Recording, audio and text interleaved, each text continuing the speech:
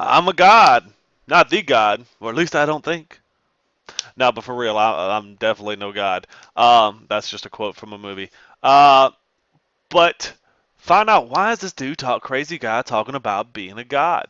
Because some of these people that we're about to talk about actually thought they were. So once again, it is time to take a ride. Coming to you live from my digital cell in the digital world. It is the slinger of knowledge, the bringer of emperors, Mr. Cruz.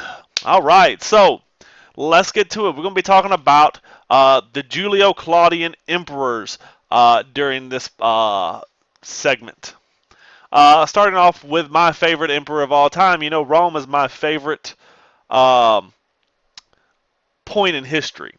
And my favorite emperor would be Caesar Augustus. So this is by far one of my most favored people in all of history. And in 27 BC, Augustus becomes Emperor of Rome, formerly Octavian. He was the great grandnephew of Julius Caesar. Uh, and was adopted after Caesar's death through his will and inherited Caesar's positions, or his name and his possessions. And we talked previously about how he fought to gain this position as Augustus Caesar, and you can check out that video if you missed that. But here we're going to focus on his time as emperor and the rest of the Julio Claudian emperors. And Julio Claudian means that it actually had a blood tie to Julius Caesar. Okay, these were the Julio Claudian rulers. Okay, so one of the big things to tie in with Augustus, and this is something he was very big on, was Pax Romana. Pax Romana. That was known as Roman peace. Okay, this is Latin for Roman peace. Um, and it began under the reign of Augustus Caesar, and it lasted until 180 A.D. And we'll talk about that in actually the next video, the end of Pax Romana. But Pax Romana was this great time of peace in the Roman Empire. That doesn't mean that they weren't still fighting on the outskirts and uh, expanding their borders and stuff like that. But inside of the Roman Empire, it was a time. It was like a golden age. And we've talked about golden ages, like for example, the age of Pericles in Athens. Well, he built a professional army, a permanent professional army of 150,000. And this is the guy who created the Praetorian Guard. This was okay, as we talked about the Persians, how they had the immortals. It was a elite select few, or 100,000, who guarded the emperor. Well, these 9,000 men were the personal guard of the emperor. And the Praetorian Guard actually becomes a very powerful piece within itself. That in order to be emperor, you would eventually need to have the Praetorian Guard, the Senate, and other factions on your side, because they began to play a very political part as they learned their powers later on. But to begin with, under Augustus, they were created to protect the emperor. And as he became very influential in the Roman government. Okay, Caesar Augustus was probably the most.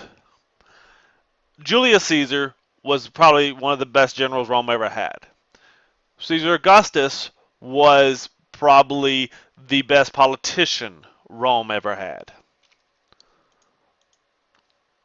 Um, AC is the man for ME. You know, he went into the new millennium. Um, and he added new territory to the Roman Empire: Spain, Gaul, Austria, Hungary, Romania, Bulgaria. Uh, okay, and Gaul, remember, is where we call France today, and then some. He rebuilt Rome's buildings and added new ones. You know, he started to repair Rome and make it this wonderful, beautiful city again, and to show off, you know, the glory of the Roman Empire. And he really tried to focus on a lot of the things that were there in domestic issues. He tried to feed the poor. He appointed a proconsul over each province that they could help run those provinces and report back to him. At this point, the empire had grown, and there were like 50 million people in the empire. Now, you got to think today, 50 million people, it's a lot, but it's not a lot. Um, but back then, the world wasn't as populated as it is today. 50 million people were a lot of people back then. Um, and you got to think this is right back at the, right before AD to, the beginning of AD. So you're looking at over 2,000 years ago.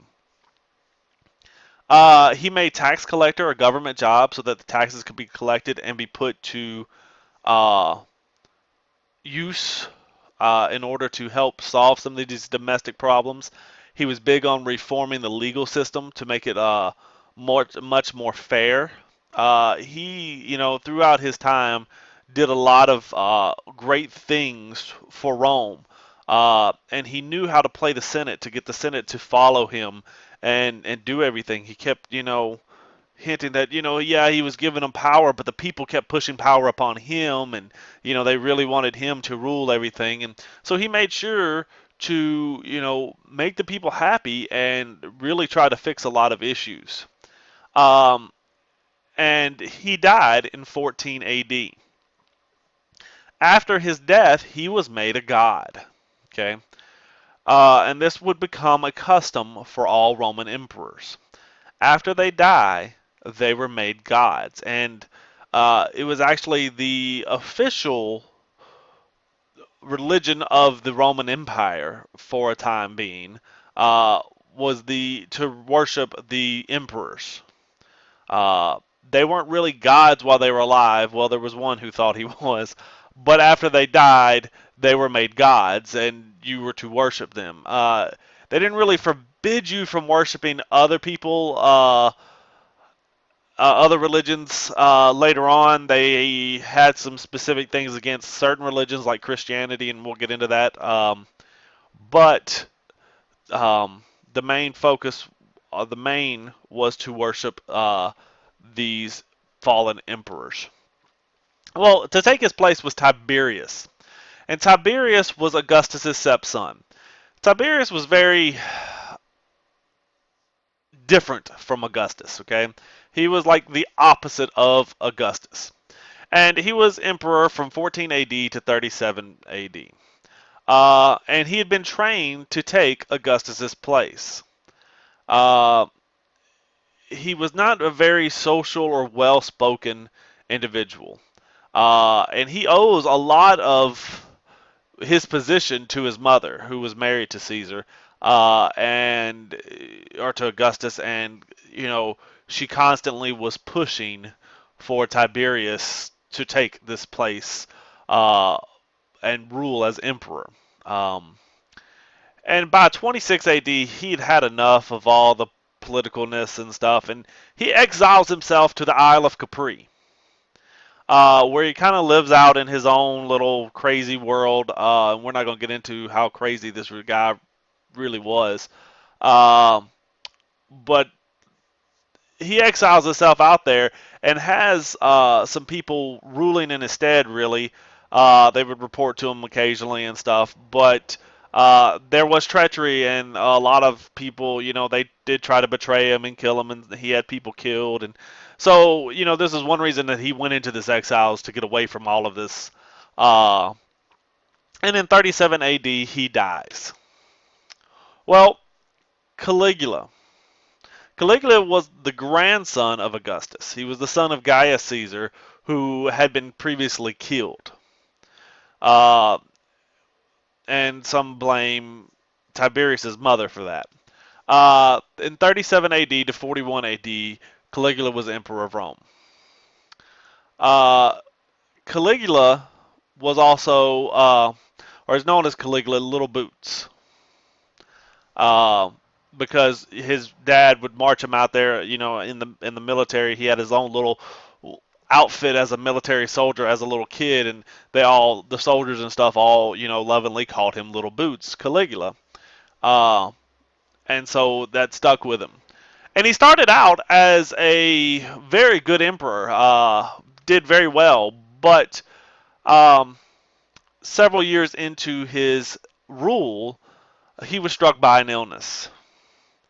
And it's theorized that this illness messed up his mind. Because after this illness, he became very cruel and very perverse. Um, this guy, fell in love with his sister. Uh, he had 4 marriages. He made made himself a living god. He even made his horse a consul. Remember, a consul was someone who ruled over Rome. This guy, he really went nuts. He squandered the treasury by throwing all these big and lavish events. And eventually, remember we mentioned the Praetorian Guard, they had enough. And so they stabbed Caligula to death at 28 years old. And they also killed his wife and child as well to make sure that they couldn't take power, because they wanted to totally be done with Caligula because they had had enough. I mean, he killed people for the slightest whim. It was really bad.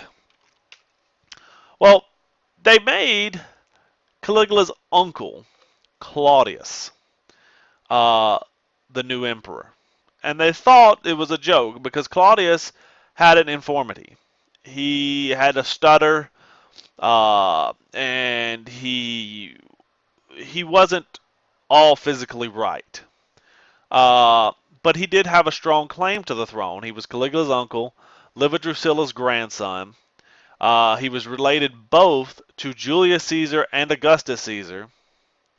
And then he goes on to marry his exiled niece, Agrippina, which was the great granddaughter of Augustus. So he really locks up his claim to the throne.